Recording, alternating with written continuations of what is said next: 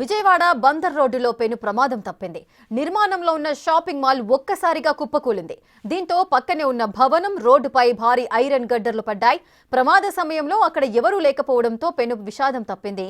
కార్మికులు పని ముగించుకుని ఇళ్లకు వెళ్లాక ఐరన్ గడ్డర్లు కుప్పకూలాయి. అయితే సమాచారం అందుకున్న మున్సిపల్ అధికారులు ఘటనా స్థలానికి చేరుకుని శిథిలాలను తొలగిస్తున్నారు. బిల్డింగ్ కూలిన సమయంలో భారీ సౌండ్ రావడంతో స్థానికులు భయాందోళనకు గురయ్యారు.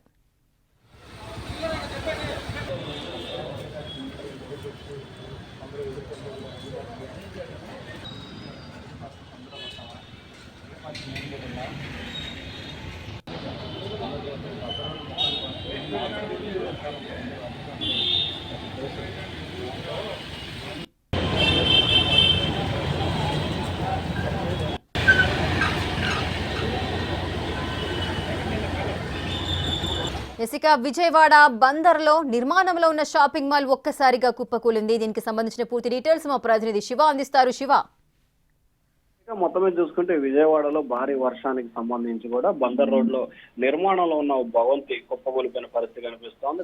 రోడ్ల మీద కట్టర్లు గడ్డర్లు మొత్తం ఏదైతే ఇనుప సామాగ్రి అంతా కూడా రోడ్ల పడి మీద పడి చల్లా చెదిరిన పరిస్థితి కనిపించింది. అయితే పనులు పూర్తయిన తర్వాత ఎవరు లేకపోవడంతో పెను ప్రమాదం తప్పింది.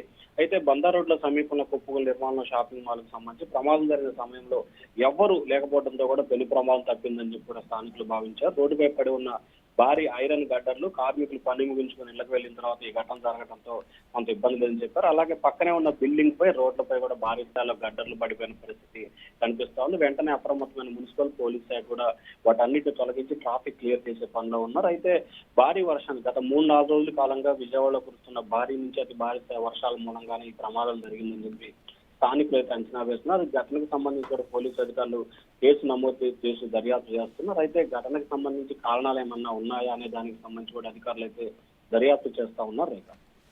Right, thank you Shiva, thanks for the details.